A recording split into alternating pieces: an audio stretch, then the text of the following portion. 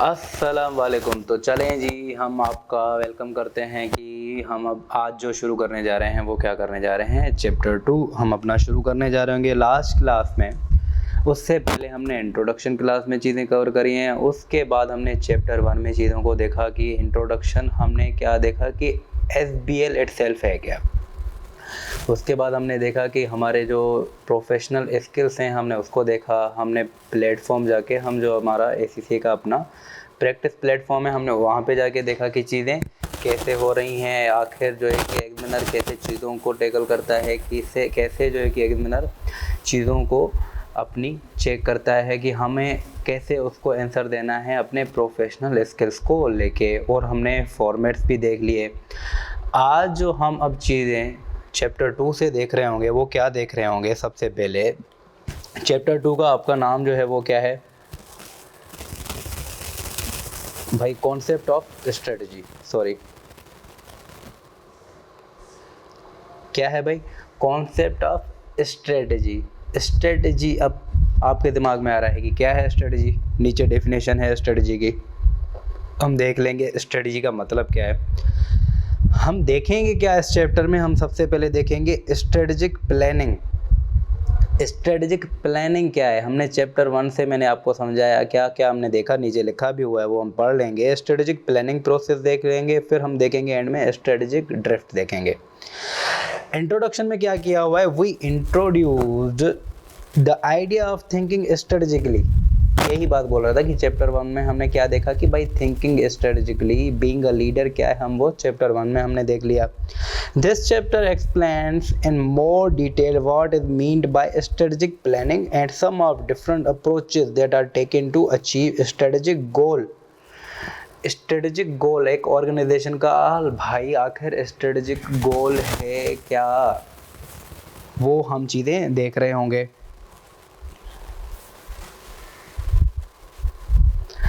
अब सबसे पहले अगर हम देखें कि स्ट्रेटेजिक प्लानिंग क्या है। अगर स्ट्रेटेजिक से मैं आपसे पूछूं तो अब आपको कम से कम ये ज़रूर पता होना चाहिए कि स्ट्रेटेजिक का मतलब क्या है। वर्ड स्ट्रेटेजिक का मतलब क्या है आपका मेरे भाई, लॉन्ग टर्म मतलब है आपका, क्या है लॉन्ग टर्म। स्ट्रेटेजिक प्लानिंग मतलब क्या है, लॉन्ग टर्म प्लानिंग। आज का नहीं सोचना, हमें अपना फ्यूचर के बारे में सोचना है। 5 साल बाद, उसके बाद क्या होगा उतनी प्लानिंग करनी है। आज या कल या एक मंथली प्लानिंग हमें नहीं करनी है। स्ट्रेटेजिक प्लानिंग में आपका क्या आता है, लॉन्ग टर्म विजन आता है।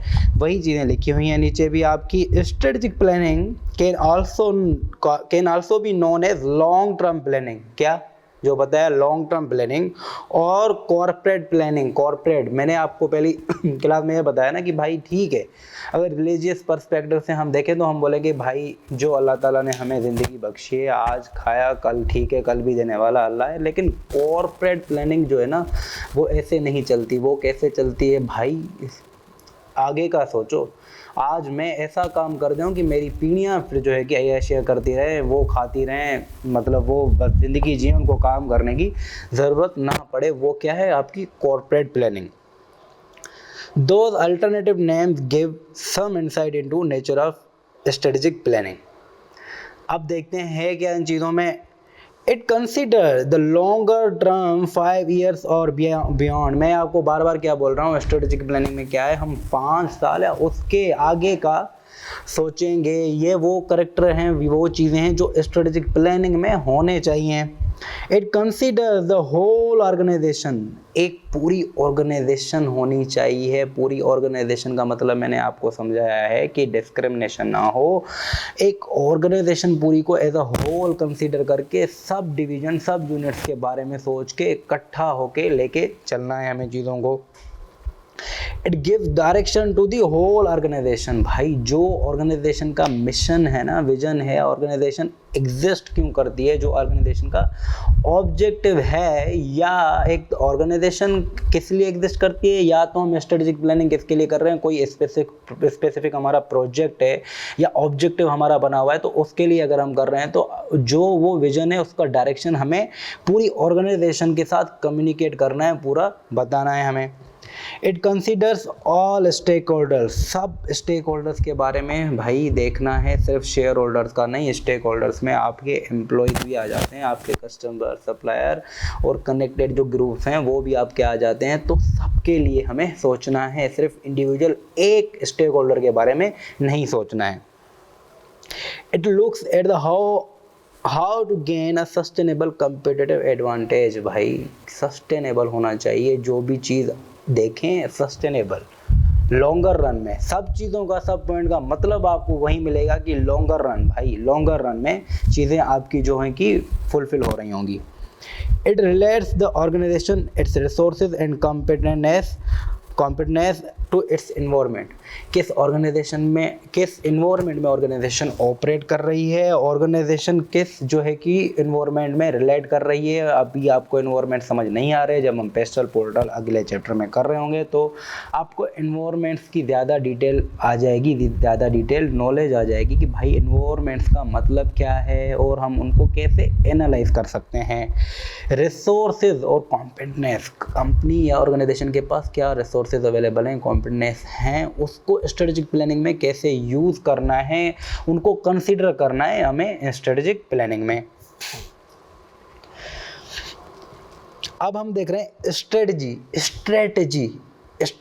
प्लानिंग। अब स्ट्रेटेजी की डेफिनेशन क्या है? Strategy is a pattern of activities that seeks to achieve the objectives of organisation. भाई जो आपकी ये एक्टिविटीज़ है ना, आपकी जो एक्टिविटीज़ हैं मतलब कोर्स ऑफ एक्शन, इसको बोल रहे हैं, समझ लें कि कोर्स ऑफ एक्शन आप क्या चीज़ें कर रहे होंगे भाई स्ट्रेटजीज बना के, मतलब कोर्स ऑफ एक्शंस जो आप करेंगे तो आपके जो ऑर्गेनाइजेशन के ऑब्जेक्टिव्स हैं वो आपके क्या हैं, फुलफिल हो रहे होंगे। And adapt its scope, resources and operation to environmental changes in the longer run.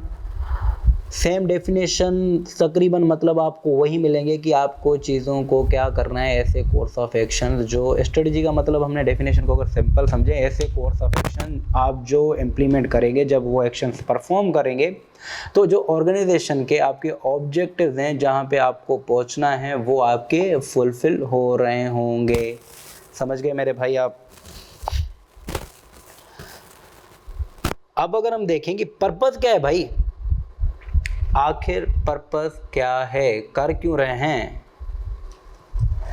Purpose of strategic planning क्या है? Is that companies that plan are more successful than those that do not. भाई जो strategic planning कर रहे हैं वो successful हैं, जो नहीं करेंगे, जो नहीं कर रहे वो पीछे रह जाएंगे। Strategic planning can have the following potential advantages and disadvantages. भाई ये जो है कि आपके एडवांटेजेस भी हैं, डिसएडवांटेजेस भी अब नीचे दिए हुए हैं। अगर मैं आपको छोटे से एग्जांपल से समझाने की कोशिश करूं कि अगर स्ट्रेटेजिक प्लानिंग, मैं एक छोटा सा एग्जांपल ऐसे सेट कर लेता हूं आपके लिए कि मेरी एक ऑर्गेनाइजेशन है जो विथ इन एक ही सिटी में ऑपरेट कर रही है, एक कंट्री के, पाकिस्तान के कराची के सिटी में ऑपरेट कर रही है। अब मैं अपना जो है कि विजन बना रहा हूँ या मैं अपना ऑब्जेक्टिव सेट कर रहा हूँ कि अगले 5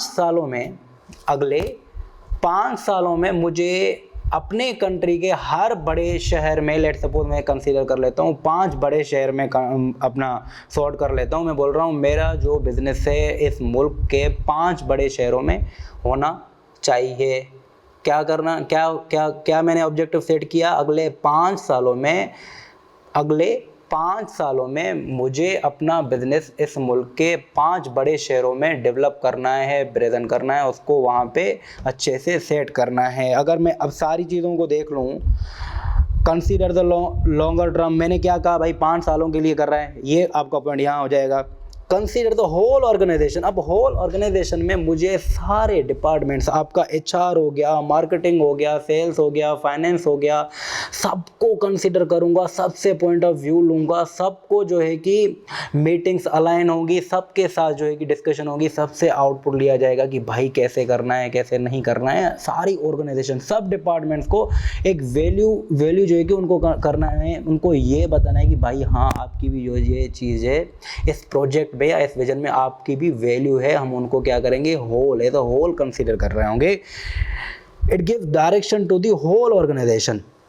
जो अभी एग्जांपल मैंने सेट किया है, तो होल ऑर्गेनाइजेशन, सारी ऑर्गेनाइजेशन को मैं ये चीज़ कम्युनिकेट करूँगा थ्रू क्वार्टरली मीटिंग्स। हम अपडेट्स ले रहे होंगे कि भाई कहाँ पहुँचा, हमारा जो विजन है 5 सालों में मुझे इस कंट्री के 5 बड़े शहरों में अपना बिजनेस जो सेट अगर करना है, वो जो डायरेक्शन है मैं उनको बताऊंगा मीटिंग्स करके। ये चीज़ें करेंगे कि भाई ये हमारा जो है कि ऑब्जेक्टिव है, इसका ये डायरेक्शन है, कैसे हम चीज़ों को लेके जाएंगे।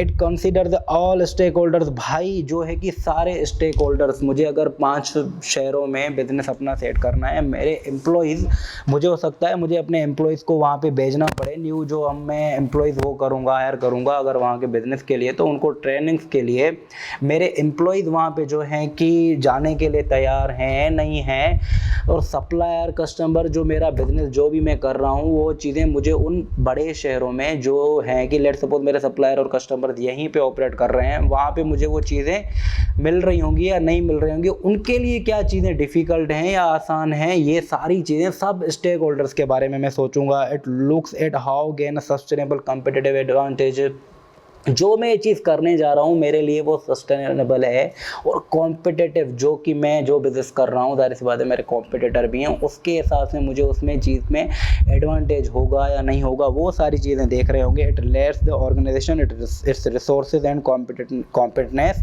ऑफ इट्स और एनवायरनमेंट, जिस एनवायरनमेंट में हूँ मैं, जो मैं करने जा रहा हूँ उसके लिए मेरे पास रिसोर्सेज अवेलेबल हैं या नहीं। हो सकता है मुझे HR की ज़रूरत पड़े, मुझे और बंदों की, ज़ाहिर सी बात है नया बिज़नेस, मेरा बिज़नेस सिर्फ यहाँ पे है, मुझे बंदों की ज़रूरत पड़ सकती है, मुझे कैपिटल एक्सपेंडिचर करने की ज़रूरत पड़ सकती है, मुझे क्या फिक्स एसेट परचेज करने होंगे, उसके लिए मेरे पास चीज़ें हैं नहीं है। ये सारी चीज़ें क्या करेंगे हम वहाँ पे एनालाइज कर रहे होंगे, अपनी स्ट्रेटेजिक प्लानिंग में ये चीज़ें सारी शामिल कर रहे होंगे। फिर उसके लिए स्ट्रेटजीज बनाई जाएंगी, स्ट्रेटजी कोर्स ऑफ एक्शन की। उस ऑब्जेक्टिव क्या था भूल नहीं है ना आप, मुझे क्या करना है, मेरा बिजनेस अब सिर्फ कराची में सिर्फ अभी ऑपरेट करता है, मुझे इस मुल्क के 5 बड़े शहर, इस्लामाबाद हो गया, लाहौर हो गया, पिंडी हो गया, मुझे कहाँ पे करना है अपना बिजनेस सेट, इस मुल्क के और 5 बड़े शहरों में मुझे अपना बिजनेस सेट करना है। उसके लिए मैं स्ट्रेटजीज बनाऊंगा उस ऑब्जेक्टिव को फुलफिल करने में। अब होगा क्या भाई, मैं कर क्यों रहा हूँ, पर्पस मैंने यही देखा, मैंने आपको समझा दिया। अगर मैं स्ट्रेटेजिक प्लानिंग का मेरा प्रोसेस होगा तो मुझे क्या होगा भाई, forces organisation to look ahead. भाई मैं अपना बिजनेस, अगर स्ट्रेटेजिक प्लानिंग का मेरा माइंड है तो मैं सोच रहा हूँ ना कि भाई मुझे बिजनेस बढ़ाना है। अब जाहिर सी बात है बिजनेस बढ़ाऊंगा, अगर बढ़ जाएगा तो मुझे फ़ायदा होगा। अगर मैं कल 100 रुपये कमा रहा था 5 बड़े शहरों में, अगर मैं कर रहा हूँ, हो सकता है यहाँ से ज़्यादा रेवेन्यू हो या यहाँ से थोड़ा कम हो, 100 से तो मेरा रेवेन्यू बढ़ेगा कम से कम यार, 400 पे पहुँचेगा, 500 से पहुँचेगा, अगर ज़्यादा हुआ तो मेरा 600 पे पहुँच जाएगा। समझ रहे हैं मेरी बात। Improved fit with the environment, अब ये चेक करना है जो आप एडवांटेजेस है ना, improved fit with the environment, जिस इन्वायरमेंट में हम ऑपरेट कर रहे हैं, अगर हम नहीं कर रहे होंगे, हमारा कॉम्पिटिटर ये सारी चीज़ें कर रहा होगा, तो हमें वो चीज़ क्या हो रही होगी, हिट हो रही होगी। वेयर हमारा स्ट्रेटेजिक प्लानिंग प्रोसेस होगा तो होगा, हम अगर हमारा कॉम्पिटिटर वो चीज़ नहीं कर रहा होगा तो हम क्या कर रहे होंगे, हमारी इंप्रूवमेंट हो रही होगी, हम मार्केट शेयर ज़्यादा जो है कि गेज कर रहे होंगे, या कॉम्पिटिटर भी अगर हम कर रहे हैं तो कम से कम हम सर्वाइवल पोजीशन में होंगे। तो हमारा क्या हो जाएगा, improved fit with the environment, जिस इन्वायरमेंट में हम ऑपरेट कर रहे हैं उसमें हमारी इंप्रूवमेंट होगी, या हम फिट हो रहे होंगे, परफेक्ट हो रहे होंगे। बेटर यूज़ ऑफ रिसोर्सेज, आपके पास रिसोर्सेज भी अवेलेबल हैं, उन रिसोर्सेज को अच्छे से यूज़ कर रहे होंगे आप अगर स्ट्रेटेजिक प्लानिंग प्रोसेस में इन्वॉल्व हैं तो। प्रोवाइड्स अ डायरेक्शन विजन, भाई आपकी स्ट्रेटेजिक प्लानिंग प्रोसेस करने का तरीका है, आप स्ट्रेटेजिक प्लानिंग कर रहे हैं तो आपको एक डायरेक्शन मिलेगा, आपको विजन मिलेगा कि भाई हाँ आपको करना क्या है। आपका 5 साल तक जो है कि एक गोल सेट हो गया कि भाई मुझे ये चीज़ करनी है, आप उस पर ही फोकस कर रहे होंगे, ना कि ये कि भाई हाँ आज आए ऑफिस में काम किया, घर गए, बस ख़त्म हो गया भाई, 9 to 6 हमारी जॉब हो गई, 9 to 5 जॉब हो गई, काम किया बस ख़त्म हो गया। कोई विजन नहीं, कोई डायरेक्शन नहीं, कोई इम्प्रूवमेंट नहीं है, कोई ग्रोथ नहीं होगी हमारी। तो ये सारे एडवांटेजेस और डिसएडवांटेजेस ऐसे भी आप कर सकते हैं, अगर होगी तो ये चीज़ होगा, अगर नहीं होगी तो, अगर स्ट्रेटेजिक प्लानिंग हम नहीं करेंगे तो ये सारे डिसएडवांटेजेस ऐसे भी कर सकते हैं। आगे दिए हैं कि स्ट्रेटेजिक प्लानिंग करने के डिसएडवांटेजेस क्या हैं वो हम देख रहे होंगे। Helps monitor progress. भाई देखो स्ट्रेटेजिक प्लानिंग करी है तो अब मैंने क्या कहा, एग्जाम्पल ऑब्जेक्टिव मेरा वाला ले लेते हैं। मैंने क्या कहा था कि 5 सालों में मुझे इस मुल्क के बड़े 5 शहरों में अपना बिजनेस सेट करना है। अब मैं गया 5 सालों में 5 बड़े शहरों में करना है, तो मैं 1 साल बाद अगर एक चीज़ देखूंगा कि एक बड़े शहर में कम से कम हुआ है या चीज़ें नहीं हुई हैं, या अगर मैंने कोर्स ऑफ एक्शन ऐसे बनाए हुए हैं कि 500 साइमल्टेनियसली मेरी चीज़ें चलेंगी, मैं देखूंगा कि मॉनिटर करूंगा, चलो भाई मैंने लैंड अक्वायर कर ली है, लैंड अक्वायर वहाँ पे काम शुरू हो गया है, कहाँ पे कहाँ पहुँचा है, जो बिजनेस है उसको मैं क्या करूँगा, फिर मॉनिटर करने में मुझे हेल्प हो रही होगी। Help monitor the progress. भाई जो मैंने ऑब्जेक्टिव सेट करा है या ऑर्गेनाइजेशन का जो ऑब्जेक्टिव है, अगर प्लानिंग होगी तभी हम उसको मॉनिटर कर पा रहे होंगे। अगर प्लानिंग ही नहीं होगी तो हम उस चीज़ को मॉनिटर करना हमारे लिए डिफ़िकल्ट हो जाएगा। अब क्या है भाई, can be time consuming and expensive. भाई देखो स्ट्रेटेजिक प्लानिंग क्या होती है, लॉन्ग टर्म, क्या मैं बोल रहा हूँ, लॉन्ग टर्म होती है, 5 साल या उसके बाद की। अब जाहिर सी बात है टाइम तो आपका लगना ही लगना है।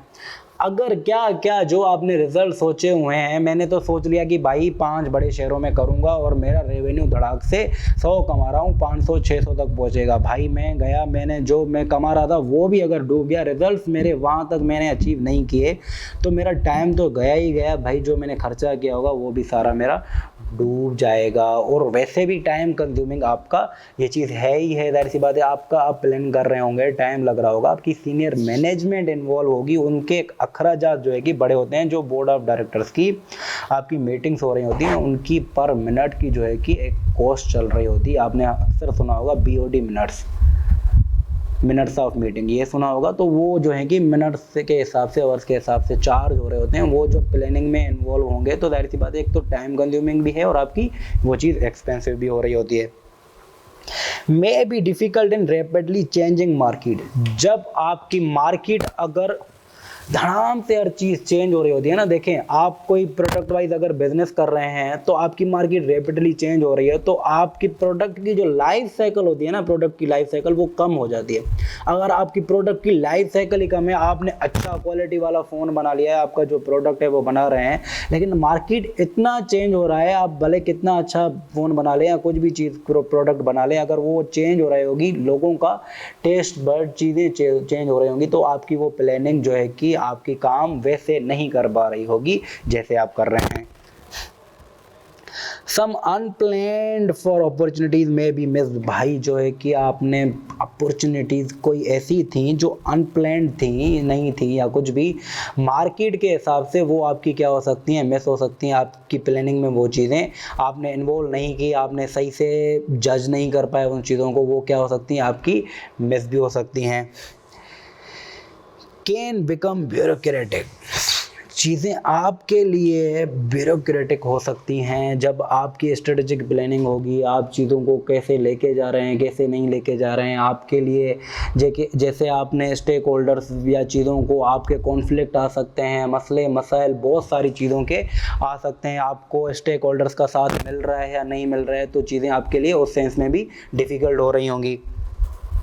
Is less relevant in crisis. ये आपका पॉइंट अगर चेंजिंग मार्केट और आप इसको देख लें तो सेम हो जाएगा। क्राइसिस में आप प्लानिंग नहीं कर सकते भाई। अगर आपके मुल्क के हालात है क्राइसिस में, ओवरऑल सब चीज़ें हिट हो रही होती हैं, आपका कंज्यूमर जो है, अगर वो सारा मुल्क क्राइसिस में है या पूरी दुनिया क्राइसिस में है, कंज्यूमर के पास इतनी डिस्पोजेबल इनकम ही नहीं होगी कोई वो खर्च कर पाए। अगर वो खर्च नहीं कर पाएगा तो एज एन बिजनेस आप कॉरपोरेट चीज़ों को कैसे हैंडल कर पाएंगे या प्लानिंग करेंगे भी, तो आपके लिए वो चीज़ें पॉजिटिव नहीं जा रही होंगी। तो ये आपके डिसएडवांटेजेस हो जाएंगे यहाँ पे।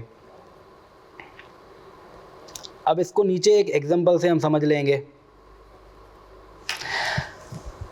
क्या है भाई, strategic planning is particularly important when the business needs to be turned around a major change. Turned around का क्या है मतलब, अ मेजर चेंज। भाई आपको 360 जो है कि टर्न लेना पड़े। ये आपका आगे चल के एक टॉपिक भी है। मतलब आप यहाँ से अभी सिंपल ये समझें कि मेजर चेंज करना है। अगर कोई भी ऑर्गेनाइजेशन, स्ट्रेटेजिक प्लानिंग हमें कब करनी है, मेजर चेंज। मैंने अगर आपको अपना एग्जांपल भी दिया कि अगर सिर्फ अब मैं यहाँ पे काम करता हूँ, मेरा बिजनेस सिर्फ कराची में या कंट्री के एक शहर में है, मुझे इस कंट्री के बड़े 5 शहरों में जाना है, तो मेजर एक चेंज है। मैं एक्सपेंशन की तरफ जा रहा हूँ, तो मुझे उसके लिए क्या करनी है, स्ट्रेटेजिक प्लानिंग करनी होगी।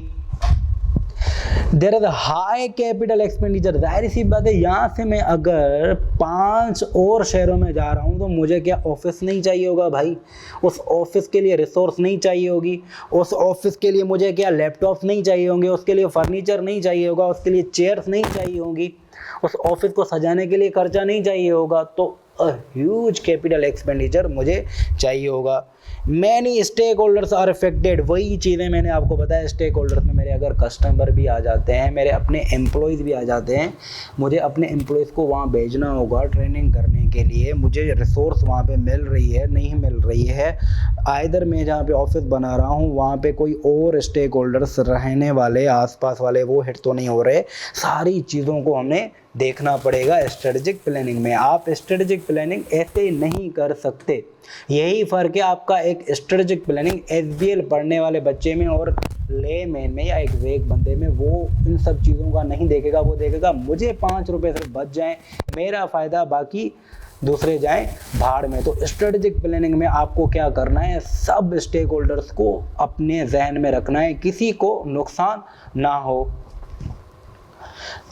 अगर हम एक क्वेश्चन प्रैक्टिस से देख लें क्या है कि how important is strategic planning likely to be following organisation, a health service, a small building contractor. अब आपके पास 2 मिनट हैं, आप थोड़ा अपने आप से सोच के देखें, आपके हिसाब से किसके लिए, क्या सवाल है, how important is strategic planning likely to be the following organisation. क्या 2 ऑर्गेनाइजेशन है, a health service, a small building contractor. 2 minute आप सोचें, आप सिर्फ यही जज कर लें कि किसके लिए क्या है कि इम्पोर्टेंट ज़्यादा होगी स्ट्रेटेजिक प्लानिंग। सोच लिया मेरे भाई? तो आए अब देखते हैं क्या है भाई। हेल्थ सर्विस के लिए क्या है, a health service strategic planning is a vital. Hospitals are hugely expensive and take years to plan and build, and their provision must be closely aligned with population trend and treatment advances. Training medical staff is also a long-term process. If hospitals and other health service facilities are inadequate, may people will be adversely affected. भाई देखें, ऐसा एक sensitive जो है कि profession है health service या डॉक्टरी मेडिकल, आप इन चीज़ों को देख लें। अगर यहाँ पे देखें, पहले तो ठीक है कमर्शियली ये चीज़ें देखी जाती हैं पॉपुलेशन वाइज, कहाँ पे अगर मैं हॉस्पिटल नया खोलने जा रहा हूँ मैं देखूँगा कि वहाँ पे पॉपुलेशन जो है कि क्या है। अगर मैं कमर्शियली सोचूँ वहाँ पे बंदे बीमार भी होते हैं, मैं एक अच्छे खासे तंदुरुस्त जो है कि पॉसिबल भी नहीं है आजकल इस दुनिया में, लेकिन एग्जांपल ले लेते हैं, वहाँ पे अच्छे खासे तंदुरुस्त बंदे रहते हैं, बीमारी का कोई नामो निशान नहीं है, हर चीज़ अच्छे से है, लोग अपनी सेहत का बहुत अच्छे से ख्याल रखते हैं, बीमार होते ही नहीं हैं। मैं क्या वहाँ पे अपना अगर हॉस्पिटल खोलूँगा तो क्या कमर्शियली मुझे क्या फ़ायदा होगा? मुझे फ़ायदा ही नहीं होगा। अगर लोग मेरे पास पेशेंट, मेरा रेवेन्यू कहाँ से आएगा? मेरा रेवेन्यू इतना हॉस्पिटल अगर मैं सोचूँ तो मेरा रेवेन्यू कहाँ से आएगा? जो पेशेंट होगा, अगर बंदे या कस्टमर मेरे जो पेशेंट हैं वो बीमार ही नहीं होंगे तो वो पेशेंट ही नहीं है, जो वहाँ की हवा में बीमारी नहीं होती। तो प्लानिंग, पहले तो मैंने कमर्शियली आपको ये चीज़ समझा दी। अब ये है कि डॉक्टर्स जो है कि प्रॉपर ट्रेंड होने चाहिए भाई, लॉन्ग टर्म प्लानिंग होनी चाहिए। जाहिर सी बातें देखें ना, हम जो अगर अपना प्रोफेशन देखें, डॉक्टर हो गया, कोई भी हो गया, 4-4, 5-5 साल की पढ़ाई के बाद, प्रैक्टिस के बाद एक जो है कि वहाँ पे उसको रेस्पॉन्सिबिलिटी दी जाती है, भाई जाओ अब आप काबिल हुए हों। ऐसा नहीं है कि जो है कि आप क्लासेस मिस कर रहे हो, या कोई भी एक डॉक्टर आया भाई नस काटने की जो है क्लास है उससे जो है कि मिस कर दी, अब वो बोल रहा है ऑपरेशन के दौरान, अबे यार ये तो मैंने क्लास जो है कि कैंसिल कर दी, अब क्या करूं, पेशेंट गया मार में। तो ये है कि सेंसिटिव जो है कि ये इतना हेल्थ केयर सेंसिटिव आपका प्रोफेशन है, इसमें लॉन्ग टर्म जो है कि प्लानिंग बहुत इंतहाई ज़रूरी है यहाँ पे। वेयर इज दूसरा हमने क्या देखा, अ स्मॉल बिल्डिंग कॉन्ट्रैक्टर। क्या है? A small building contractor. Relatively little long term planning is needed. भाई क्यों? If the builder buys and develops land, builder जो है कि then some planning will be needed to ensure that land and planning permission can be acquired। अगर भाई आप small building contractor हैं या आप क्या हैं कि बिल्डर हैं, हाँ आपने ज़मीन खरीदी, उसकी परमिशन ये वो, उन चीज़ों में आपको एक प्लानिंग की ज़रूरत पड़ सकती है मेरे दबा। अगर आप स्मॉल बिल्डिंग कॉन्ट्रैक्टर हैं, आपको वहाँ पे इतनी नीड नहीं होती। Otherwise many builders work from job to job using a high proportion of subcontractor. भाई आपने सब कॉन्ट्रैक्टर रखे हुए हैं, आपने बस ऐसे ही क्या प्लानिंग करी हुई है, आपके ने ब्रोकर्स रखे हुए हैं, आप कॉन्ट्रैक्ट करते हैं, आपका काम और कोई संभाल लेता है, आपने जो है कि फ्लैट सेल कर दिया, जो है कि कमीशन मिलती है। अब हमने जो देखा है, ये क्या देखा है, स्ट्रेटेजिक प्लानिंग क्यों ज़रूरी है, स्ट्रेटेजिक प्लानिंग का मतलब क्या है, उसके एडवांटेजेस या उसके डिसएडवांटेजेस क्या हैं। भाई हमने थोड़ा बहुत एग्जांपल से सोच लिया कि स्ट्रेटेजिक प्लानिंग। अब हम देख रहे हैं द स्ट्रेटेजिक प्लानिंग प्रोसेस। भाई आखिर होगा कैसे। The Johnson Scholes and Whittington JSW model of strategic planning consist of 3 elements. क्या है भाई, JSW आपको नाम होना, याद होना ज़रूरी नहीं है, मुझे भी ज़रूरी नहीं है, मैं तो बोल भी नहीं पा रहा, कोई मसला नहीं है। क्या ज़रूरी है, नहीं है भाई। आपके लिए क्या ज़रूरी है, स्ट्रेटेजिक प्लानिंग प्रोसेस में क्या चीज़ें आती हैं, स्ट्रेटेजिक एनालिसिस या आपकी स्ट्रेटेजिक पोजीशन। स्ट्रेटेजिक प्लानिंग बोल रहे हैं या आपकी स्ट्रेटेजिक पोजीशन बोल रहे हैं, ठीक हो गया मेरे भाई। स्ट्रेटेजिक चॉइस क्या है भाई, आपके पास ऑप्शन क्या अवेलेबल है, स्ट्रेटेजिक ऑप्शन चॉइस आपके पास क्या अवेलेबल है। Strategy into action. भाई स्ट्रेटेजिक प्लानिंग प्रोसेस, सबसे पहले आपने स्ट्रेटेजिक एनालिसिस या आपकी पोजीशन कहाँ पे आप एग्जिस्ट कर रहे हैं, आपकी एनालिसिस, आपके पास मसले क्या हैं, आपके पास अपॉर्चुनिटीज़ क्या हैं, आपकी स्ट्रेंथ क्या हैं, वो चीज़ें एनालाइज करना। अगर मसले मसाइल हैं तो आपके पास उसको सॉल्व करने के लिए ऑप्शंस क्या अवेलेबल हैं, और उसके लिए स्ट्रेटजीज बना के उनको इम्प्लीमेंट करना। ये क्या है, स्ट्रेटजी इनटू एक्शंस। अब सबसे पहले हम स्ट्रेटेजिक एनालिसिस में क्या देख रहे होते हैं भाई, external analysis to identify opportunities and threats. आपका मॉडल है, अगले वाले चैप्टर में आपका SWOT आपका क्या क्या करता है, रिप्रेजेंट करता है भाई स्ट्रेंथ, ठीक है, वीकनेसेस, अपॉर्चुनिटीज, और T आपका क्या करता है भाई, थ्रेट्स, ठीक है। क्या का, strength, weaknesses, opportunities and threats. SWOT model आप पढ़ के भी आए हैं F1 में, और आगे चल के SBL में हम अगले चैप्टर में समझ रहे होंगे कि इसका हमें कैसे चीज़ों को एनालाइज करना है इस मॉडल से। SWOT में जो है कि एक्सटर्नल एनालिसिस में आपकी आ जाती हैं अपॉर्चुनिटीज एंड थ्रेट्स। भाई अपॉर्चुनिटीज और थ्रेट्स जो हैं कि आपकी एज एन एक्सटर्नल एनवायरनमेंट में देखी जाती हैं। अगर अभी समझ नहीं आ रहा तो कोई मसला नहीं, जब SWOT देखेंगे, पेस्टल एनालिसिस और पोर्टर 5 फोर्सेज, ये सारी चीज़ें आप देख लेंगे तो आपको एनवायरनमेंट का थोड़ा अच्छे से समझ आ जाएगा कि भाई एनवायरनमेंट से मेरा मतलब क्या है। Internal analysis to identify strength and weaknesses. External में आपकी आ जाती हैं अपॉर्चुनिटीज एंड थ्रेट्स। इंटरनल एक ऑर्गेनाइजेशन की जो है कि स्ट्रेंथ या वीकनेस मुझ में होंगी, भाई वो बाहर से कहीं से नहीं आएंगी, ऑर्गेनाइजेशन की जो होंगी वो होंगी स्ट्रेंथ या वीकनेसेस, इंटरनल में आ जाती हैं। Stakeholders analysis to identify key objectives and assess the power and interest of different groups. Mendelow's stakeholders models, ये भी आपका मॉडल है।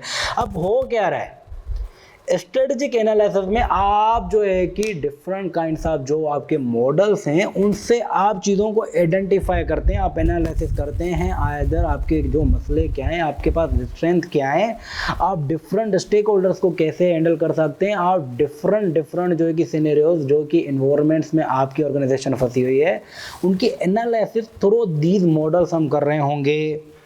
गैप एनालिसिस हम कर रहे हैं to identify the difference between the desired and expected performance. आपकी desired क्या है और आप एक्सपेक्ट जो है कि एक्सपेक्टेड अभी हो रही है वो क्या है, उसका जो है कि गैप एनालिसिस में हम देख रहे होंगे। नोट, अब क्या बताया हुआ है, मल्टीपल मॉडल्स, यही बात जो अभी मैंने बताई, and techniques could be used here in the process of strategic analysis such as PESTEL analysis, बार बार बोल रहा हूँ, पेस्टल, पोर्टर 5 फोर्सेज मॉडल, ये हम कर रहे होते हैं, SWOT analysis, value chain analysis, stakeholders mapping model और मेंडलोज मैट्रिक्स बोलते हैं इसको भाई। अब हर एक मॉडल हर एक अलग अलग चीज़ों में अलग अलग डिफरेंट कैटेगरीज में, कोई इन्वायरमेंट की जो है कि हमें एनालिसिस बता रहा होगा, कोई जो है कि strength weakness opportunities and threat जो है कि शॉर्ट सिंपल है क्लियर है आपका। वैल्यू चेन एनालिसिस में हम देख रहे होते हैं एक ऑर्गेनाइजेशन की एक्टिविटीज़ कौन सी प्राइमरी है कौन सी सेकेंडरी हैं भाई, जब हम पढ़ेंगे डेप्थ में तो हम समझ लेंगे उन चीज़ों को। मेंडलोज मैट्रिक्स भी हम देख रहे होंगे कि भाई डिफरेंट स्टेक होल्डर्स को हमें कैसे कौन से स्टेक होल्डर को कितनी इम्पोर्टेंस देनी है। तो ये सारी चीज़ें इन मॉडल से हम क्या करते हैं अपनी स्ट्रेटेजिक एनालिसिस कर रहे होते हैं अकॉर्डिंगली सिनेरियो। अगर मैं आपको ये चीज़ बता दूं, मैंने कल भी बताया था जो ये आपके 2 चैप्टर हैं पहले वाले, ये आपका सिर्फ बेस थोड़ा स्ट्रॉन्ग हो, ये चीज़ें आपके जहन में होना थोड़ा लाजमी है। ये आपके पेपर पर्सपेक्टिव से शायद टेस्ट ना हो, आगे जैसे चैप्टर 3 से हम चीज़ें शुरू कर रहे होंगे वो आपके लिए जो होंगी पेपर में एग्जामिनेबल होंगी, वो आपकी चीज़ें टेस्ट हो रही होंगी, लेकिन इससे थोड़ा बेस बना हुआ होगा। अब आपको पता है अगर हम पेस्टल जब पढ़ने जा रहे होंगे तो भाई पेस्टल क्यों पढ़ने जा रहे हैं, अगर मैं डायरेक्ट आपको पेस्टल पढ़ाऊं तो आपको हो सकता है पीछे बेस ही नहीं बना हुआ होगा, तो आपको वो चीज़ हो सकता है थोड़ी डिफिकल्ट लगे। अब जब हम पेस्टल पढ़ेंगे तो आपको पता होगा कि भाई स्ट्रेटेजिक प्लानिंग में एनालिसिस में जो हम चीज़ें कर रहे हैं, अब ये हम एनालिसिस कर रहे हैं अकॉर्डिंग टू सिनेरियो जो भी चीज़ें हमें मिल रही होंगी। अब हमने क्या क्या देखा स्ट्रेटेजिक प्लानिंग प्रोसेस में, सबसे पहले स्ट्रेटेजिक एनालिसिस, या हमने क्या देखा पोजीशन जो हमारी होती है वो देखा। स्ट्रेटेजिक अब चॉइस हम देखने जा रहे हैं कि भाई स्ट्रेटेजिक चॉइस में हमें क्या है भाई अवेलेबल चीज़ें। Strategies are required to close the gap, जो भी आपका गैप आ रहा है जो भी आपके इश्यूज आ रहे हैं वहाँ पे आप क्या बनाएंगे स्ट्रेटजीज, मतलब आप अपने ऑप्शंस बनाएंगे, आपकी जो आपके जो एक्शंस होंगे कि भाई इस गैप को पूरा करने के लिए मैं क्या कोर्स ऑफ एक्शंस कर सकता हूँ, क्या मेरे पास ऑप्शंस अवेलेबल हैं। Competitive strategy for each business unit, जहाँ जहाँ पे आपके मसले आ रहे हैं कौन कौन से बिजनेस यूनिट के मसले हैं, अकॉर्डिंगली हम जहाँ पे क्या कर रहे होंगे अपनी चॉइसेस डेवलप कर रहे होंगे। Direction for growth which markets products should be invested in, अब ये जो चीज़ें देख रहे हैं हम जर्नली भी हैं और आपकी जो है कि सिनेरियो वाइज जो है कि आपकी ये चीज़ें आ रही होंगी अकॉर्डिंगली। अगर क्या क्या चीज़ें हैं मार्केट या प्रोडक्ट की जो है कि आपके पास अगर कोई डिस्कशन की हुई है अकॉर्डिंग टू सिनेरियो, तो हम वहाँ पे चीज़ों को देख रहे होंगे कि मेरे पास ऑप्शन क्या क्या अवेलेबल हैं। Whether expansion should be achieved by organic growth, acquisition or some form of joint arrangements। अब ये जो है अकॉर्डिंगली मैं बोल रहा हूँ सिनेरियो, लेकिन ये जो है कि आगे चल के आपके सारे जो है कि ऑर्गेनिक ग्रोथ जो है कि ये भी आपका टॉपिक है, acquisition, joint ventures, joint arrangement, ये सारे जो है कि आपके आगे आगे वाले चैप्टर्स में आपके टॉपिक्स भी हैं। ऑर्गेनिक ग्रोथ का मतलब ये होता है कि भाई इंटरनली खुद ही ऑर्गेनाइजेशन डेवलप करके अपनी चीज़ों को ग्रो करे, अपनी चीज़ों को इनहेंस करके करे। एक्विजिशन का मतलब है कोई नई चीज़ अक्वायर करके अपने आप को ग्रो कर ले। जॉइंट वेंचर्स का मतलब है किसी के साथ बिजनेस जो है कि आप अपना मर्ज करके वो चीज़ें कर रहे होंगे। वो चीज़ें हम इन डेप्थ जब ये इंडिविजुअली टॉपिक वाइज पढ़ेंगे तो हम समझ लेंगे। अब इससे कम से कम इस चैप्टर से आपको ये चीज़ें पता चल रही हैं आगे भाई क्या चीज़ें पढ़ने वाले हैं, आपके पास टॉपिक्स आ रहे हैं, ये बेस बना हुआ है आगे वाले जैसे जो आपके टॉपिक आएंगे वो आपको डिफिकल्ट ना लगें। समरी क्या बनेगी भाई, create all possible options to reach an objective. भाई ऑब्जेक्टिव जो होगा अकॉर्डिंगली सिनेरियो, अगर मैंने अपना जो बताया था ऑब्जेक्टिव भाई 5 साल में मुझे यहाँ बनना है, यहाँ करना है, 5 अलग अलग सिटीज़ में मुझे अपना बिजनेस डेवलप करना है, तो ऑब्जेक्टिव वो होगा पॉसिबल ऑप्शन देखूंगा किस किस तरीके से कर सकता हूँ या मेरे पास ऑप्शन अवेलेबल हैं नहीं है, and analyse the pros and cons of all options and finally select the strategy that best suit for achieving the objective. जो ऑब्जेक्टिव होगा अकॉर्डिंगली सिनेरियोज हम उसके लिए क्या कर रहे होंगे भाई स्ट्रेटजीज बना के उसके प्रोज एंड कॉन्स देख रहे होंगे, इसके आपके एनालाइज जब कर लेंगे तो हमें चीज़ें पता चल रही होंगी। अब लास्ट क्या रह गया मेरा, स्ट्रेटजी इनटू एक्शन इम्प्लीमेंटेशन। भाई आपने एनालाइज कर लिया क्या मसले थे क्या मसले नहीं थे, मसलों के बाद आपने अवेलेबल ऑप्शंस चूज़ कर लिए, स्ट्रेटेजिक चॉइस। अब हमें क्या करना है भाई उनकी इम्प्लीमेंटेशन करनी है। अब इम्प्लीमेंटेशन में जनरली आपके थोड़े सिनेरियो वाइज क्या चीज़ें आ सकती हैं भाई, इम्प्लीमेंटिंग करने के भी भाई आपके यहाँ पे थ्री जो है कि एलिमेंट्स आते हैं, स्ट्रक्चरिंग, एनेबलिंग एंड चेंज। क्या है भाई इनका मतलब, ऑर्गेनाइजिंग, स्ट्रक्चरिंग सबसे पहले क्या करना है, for example should the organisation be split into European, US and Asian division, how autonomous should division be. अब ये जो है ना आपका अकॉर्डिंगली सिनेरियोज ये चीज़ें हो रही होंगी, अगर आपको दिया हुआ है सिनेरियो में ये चीज़ कि ऑर्गेनाइजेशन का स्ट्रक्चर वाइज चीज़ें अगर चेंज करनी है तो कौन सा स्टाइल जो है कि हमें एडॉप्ट करना है। मैं जा रहा हूँ 5 अलग सिटीज़ में, यहाँ से यहाँ का कल्चर एनवायरनमेंट अलग है कराची का, अगर इस्लामाबाद में जाऊँगा तो भाई वहाँ का एक कल्चर एनवायरनमेंट अलग है, कौन सा मुझे एडॉप्ट करना है। वहाँ पे लाहौर का एक अपना कल्चर है, मुझे वहाँ पे कैसे जो है कि कल्चर या स्ट्रक्चर कैसा रखना है। तो अकॉर्डिंगली ये सिनेरियो, अगर ये मैंने जो एग्जाम्पल दिया तो यहाँ पर वो फिट बैठ रहा है कि अलग अलग डिवीज़न में जहाँ पर मैं कर रहा हूँ तो उनका ऑर्गेनाइजेशन का स्ट्रक्चर कैसे रखना है, इनेबल करना है। भाई अब मैं क्या कर रहा हूँ, इम्प्लीमेंटेशन कर रहा हूँ। इनेबलिंग में क्या हो सकता है, an organisation resources should support the choosing strategy. भाई जो मैंने ऑब्जेक्टिव बनाया उसके लिए स्ट्रेटजी बनाइए, इनेबल करने के लिए मुझे क्या वो चीज़ें मैं हूँ भी सही कैपेबल या नहीं। फॉर एग्जाम्पल क्या, appropriate human resource and non current asset need to be acquired. जो मैंने आपको बताया था कि मेरे पास क्या HR ह्यूमन रिसोर्स मेरे पास अवेलेबल है या नहीं है, मुझे नॉन करंट एसेट परचेज करने, जाहिर सी बात है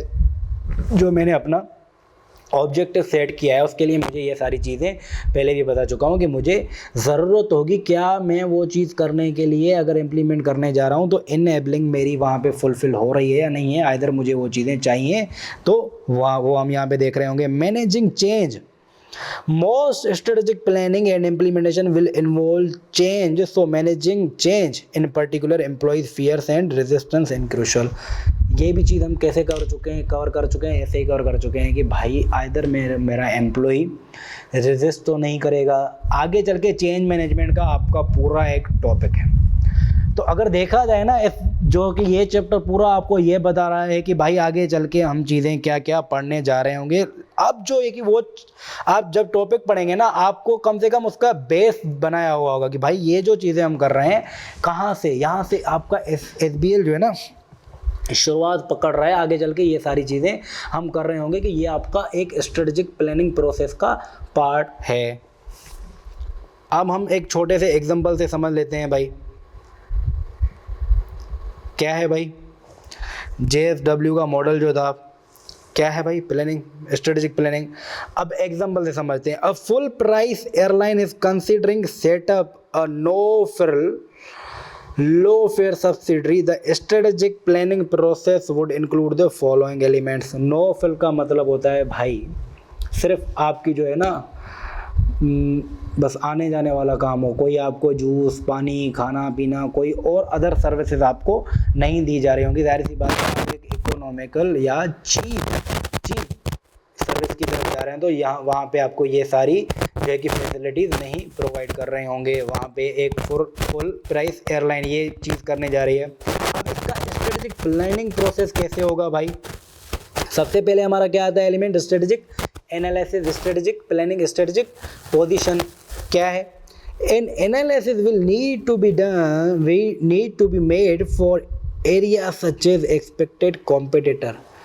आप वैसे ही नो फेल पे जा रहे हैं, चीप की तरफ जा रहे हैं तो आपका कोई कॉम्पिटिटर तो वो चीज़ें नहीं कर रहा पहले ही, तो कॉम्पिटिटर कर रहा होगा तो हमारे लिए क्या है वो कंपटीशन टफ हो रहा होगा। एक्शंस, ऑयल प्राइसेस फोरकास्ट, भाई आप पहले ही आप जो है कि अगर सस्ते की तरफ जा रहे हैं, सस्ते की तरफ लो फेयर सब्सिडी की तरफ आप जा रहे हैं और आपने ऑयल प्राइसेस को देखा नहीं, आपने ना अनाउंस कर लिया, फिर आपके लिए क्या हो रहा होगा, अल्टीमेटली आप लॉस फेस कर रहे होंगे। पैसेंजर वॉल्यूम फोरकास्ट, हाँ आपकी पैसेंजर्स जो हैं कि आप किस जो है कि क्या कहा जाए कि किस खित्ते में काम कर रहे हैं या जो आप जहाँ पे आपकी एयरलाइन ऑपरेट करती है वहाँ की आवाम कैसी है। भाई अगर एलीट क्लास है तो वो आपकी लो फेयर में या अगर फैसिलिटीज़ नहीं देंगे तो वो आपके वहाँ पे सफ़र नहीं कर रहे होंगे। हाँ अगर कोई आप ऐसी जगह पे ऑपरेट कर रहे हैं जहाँ पे लोगों को सिर्फ क्या है कि भाई फ़्लाइट में जाना है, कम से कम मुझे जल्दी पहुँचा दिया जाए, भाई खाने पीने का सामान दो ना दो,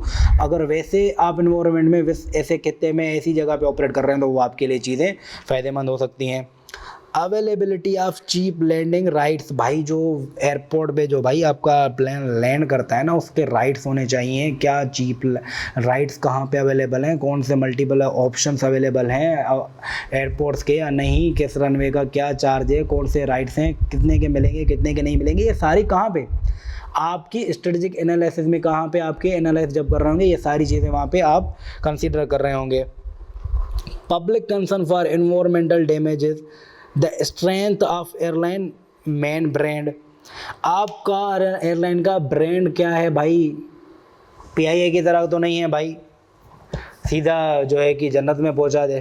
ब्रांड मैटर करता है। अगर आप वैसे पहले ही सस्ते कर देंगे तो वो बोलेंगे भाई ये तो पहले ही डुबा देते थे, अब सस्ता कर दिया तो पता नहीं आप और क्या ही कर देंगे। और एनवायरमेंटल डैमेजेस, आप क्या कर रहे हैं, कैसे भाई कैसी चीज़ों का यूज़ कर रहे हैं आप। कोई ऐसे थके हुए हारे हुए जो है कि प्लेन्स तो यूज़ नहीं कर रहे जो एनवायरनमेंट को ज़्यादा नुकसान पहुंचा रहे हैं, तो वो भी आप अगर ऐसी जगह पे रह रहे हैं वहाँ पे जहाँ भी आपकी पॉपुलेशन जो है कि ग्रीनरी की तरफ फोकस है, तो वहाँ पे भी आपके पैसेंजर हो सकता है वहाँ पे रिलक्टेंट हो, तो आपका बिजनेस वहाँ पे भी सफ़र कर सकता है। ये सारी चीज़ें कंसिडर करनी है कहाँ पे हमें, स्ट्रेटेजिक प्लानिंग में। अब हमारे पास स्ट्रेटेजिक चॉइस क्या ऑप्शंस अवेलेबल है, number of options will need to be considered such as which routes to launch, भाई कौन से रास्ते से जाना है। जाहिर सी बात है मैं रास्ता कम, अगर मेरे पास ऑप्शन अवेलेबल हैं अच्छे, मैं उनकी परमिशन लूँ, अगर कम रूट वाला कोई डिस्टेंस वाला होगा तो मुझे फ़ायदा होगा उस चीज़ में। Whether to set up a service from scratch और बाय एग्जिस्टिंग चीप एयरलाइन, भाई स्क्रैच से करना है या कोई चीप जो है कि एग्जिस्टेंस अगर एयरलाइन है उसको अक्वायर करके ये चीज़ करना है, वो डिपेंड करता है अकॉर्डिंगली आपका सिनेरियो की क्या चीज़ें आपको दी हुई हैं, तो आप उस हिसाब से अपनी चॉइसेस बना सकते हैं। Which plans to use what onboard services to offer, services तो आप कर ही नहीं रहे भाई, नो ऑफर हैं, फिर भी आप अगर चाहते हैं तो आप चॉइसेस कर सकते हैं, आपके पास ऑप्शंस अवेलेबल हैं, यहाँ पे आप देख रहे होंगे। अब आप क्या करने जा रहे होंगे, इम्प्लीमेंटेशन कर रहे होंगे। अब इम्प्लीमेंटेशन में हम क्या कर रहे होंगे, once a decision has been made, the best way to put their decision into practice will have to be considered, and this will involve an assessment of areas such as how autonomous should the new airline be, how to recruit the train staff, implementation of the internet booking system, acquisition of aircraft, obtaining landing slots. ये सारी चीज़ें अब आपको implementation में देखनी होंगी कि भाई आपने कोई चॉइस जो है कि भाई सिलेक्ट कर ली, उसके बाद आपके पास क्या क्या चीज़ें हैं कि आप एयरलाइन को कितना चीज़ों को ऑटोनोमस पे लेके जा सकते हैं। ऑटोनोमस पे लेके जाएंगे तो आपका अल्टीमेटली कॉस्ट कम होने के चांसेस हैं, आपकी गलती होने के, क्योंकि ह्यूमन एरर आपका ऑटोनोमस में कम हो जाता है, तो आप चीज़ों को ऑटोमेट की तरफ लेके जाएंगे तो आपके एरर होने के चांसेस कम हो जाएंगे, आपका ब्रांड थोड़ा लॉयल हो जाएगा, ब्रांड आपकी लायबिलिटी लॉयल्टी बढ़ जाएगी। आपका स्टाफ कैसे रिक्रूट करना है भाई, जो जाहिर सी बात है आपकी चीज़ों को फुलफिल कर रहा होगा, सस्ता भी हो, अच्छा भी हो, टिकाऊ भी हो। Implementation of the internet booking system, हाँ आप जो है कि इंटरनेट बुकिंग सिस्टम इम्प्लीमेंट कराने जा रहे हैं नहीं कराने जा रहे हैं, ये अकॉर्डिंगली सिनेरियोज होंगे। यहाँ पे तो आपको डेटा नहीं दिया हुआ होगा, लेकिन ये है कि छोटा सा एग्जांपल, अगर समझ भी नहीं आ रहा ना तो ये आपका ऐसे टेस्ट अभी तक ऐसे होता नहीं है, तो यहाँ पे आपको सिर्फ थोड़ा बेस जो है कि बना हुआ हो कि कैसे चीज़ें अगर आ भी जाती हैं तो हम उनको कैसे टैकल कर सकते हैं। एक स्ट्रेटेजिक प्लान कंसीडर करनी है, वो चीज़ें हमने यहाँ पे देख ली हैं। अब लास्ट जो आपका आता है ना इस चैप्टर का, आपकी ये जो बात आती है, इसके बाद आपका ये चैप्टर ख़त्म हो जाएगा। क्या है भाई आपकी स्ट्रेटेजिक ड्रिफ्ट। भाई स्ट्रेटेजिक ड्रिफ्ट है क्या, अगर स्ट्रेटेजिक ड्रिफ्ट आया ना वो इसलिए है, हमने क्या पढ़ा, स्ट्रेटेजिक प्लानिंग प्रोसेस। अब सबसे पहले अगर मैं देखो स्ट्रेटेजिक प्लानिंग ही ना होती तो हमारा क्या आ जाता भाई, स्ट्रेटेजिक ड्रिफ्ट आ जाता। कैसे आ जाता भाई, स्ट्रेटेजिक ड्रिफ्ट का मतलब क्या है, सिंपल उर्दू में ने लिखा हुआ है, क्या है, अगर टाइम के साथ नहीं चलोगे तो पीछे रह जाओगे। अगर वक्त के साथ इनोवेट, मैंने इंट्रोडक्शन क्लास से आपको ये चीज़ समझाता आ रहा हूँ, हमारी SBL में सबसे ज़्यादा चेंजेस क्यों आते हैं भाई, नहीं आ जाएंगे, नहीं करेंगे तो हमारा स्ट्रेटेजिक ड्रिफ्ट आ जाएगा। हमारा कॉम्पिटिटर, जब हम मार्केट में हम SCCA क्वालिफाइड होने के बाद भी हमारी वर्थ क्या हो जाएगी, 0 बुढ़ी बुढ़ी हो जाएगी भाई, हिंदी में हम बोलते हैं क्या, बुढ़ी बुढ़ी।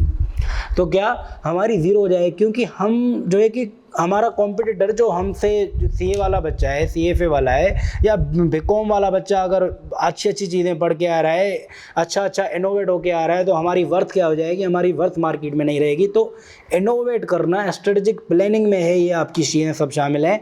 इनोवेट कर रहे हैं हम, SCCA स्ट्रेटेजिक प्लानिंग कर रहा है ताकि हमारी क्वालिफिकेशन में स्ट्रेटेजिक ड्रिफ्ट ना आए। कैसे? If an organisation fails to keep up with the changes in its external environment, it can lead to what it is known as strategic drift.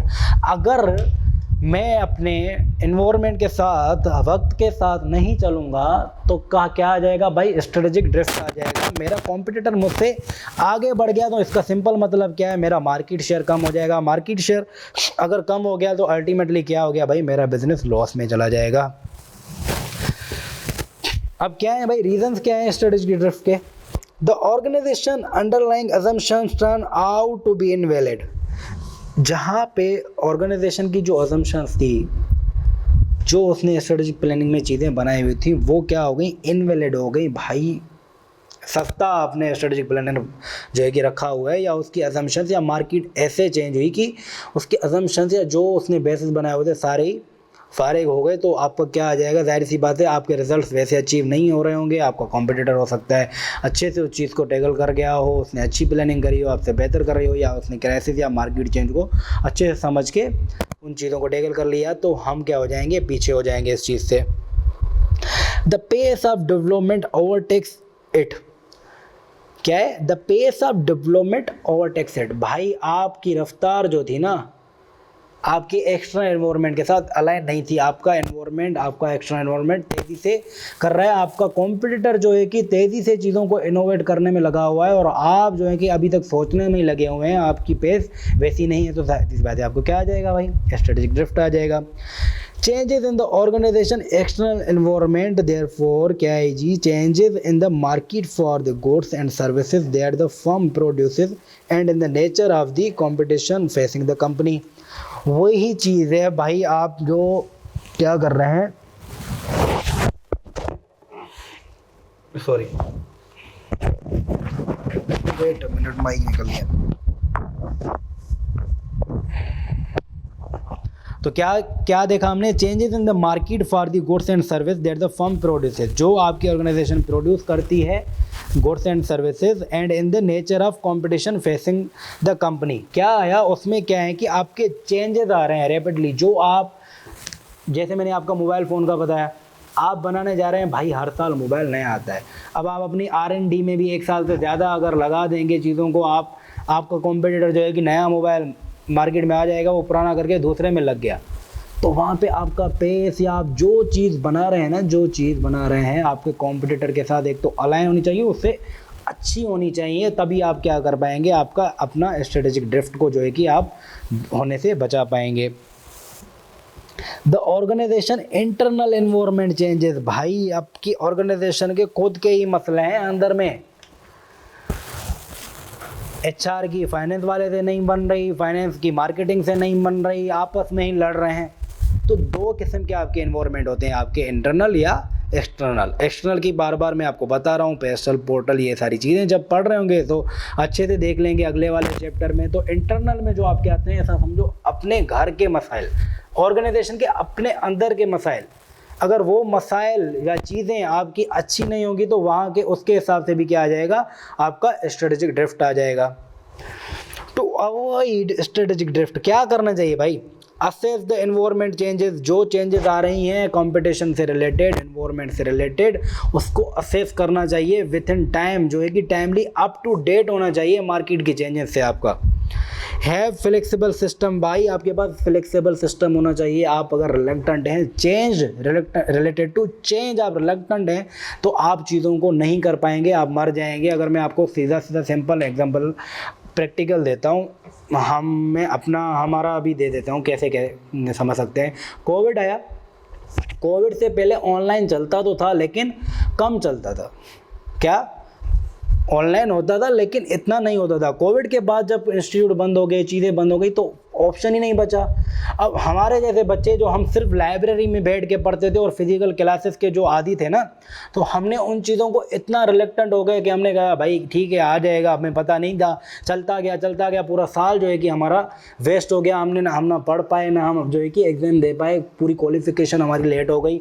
तो क्या हुआ, फ्लेक्सिबल, हम जो है कि चीज़ों के साथ फ्लेक्सिबल नहीं है। तो हमें चीज़ों के पूरा जो है ना, हमारे ये ओवरऑल खित्ते का, ये मैं जो चीज़ बता रहा हूँ ना, चेंज को, जैसे SBL में भी चेंज से हम बायसे कौम जो है ना पूरा रिलक्टेंट है। जो हमारा पूरा खित्ता ये है ना, पाकिस्तान, इंडिया, नेपाल, बांग्लादेश, थोड़ा हम चेंज से रिलक्टेंट है। तो हमें क्या करना है, चेंज के साथ फ्लेक्सिबल होना है भाई। जो ये दौर चल रहा है ना इनोवेशन का, हमें वक्त के साथ अपने आप को फ्लेक्सिबल रखना है कि जो चेंजेस आए उनको एडॉप्ट करना, उनके साथ हमें क्या करना होगा, घुल मिल जाना होगा, ताकि हमारा क्या है, स्ट्रेटेजिक ड्रिफ्ट ना हो हमारा। Break down barriers to change, भाई जो भी आपके बैरियर्स हैं आपके चेंजेस के लिए, जैसे अगर हम अपने बैरियर्स ख़त्म कर लेते, हम ऑनलाइन क्लासेस ले लेते, चीज़ों को ऑनलाइन एग्ज़ाम देने की हिम्मत कर देते, तो क्या होता, हम थोड़ा अपनी क्वालिफ़िकेशन जल्दी कंप्लीट कर पाते।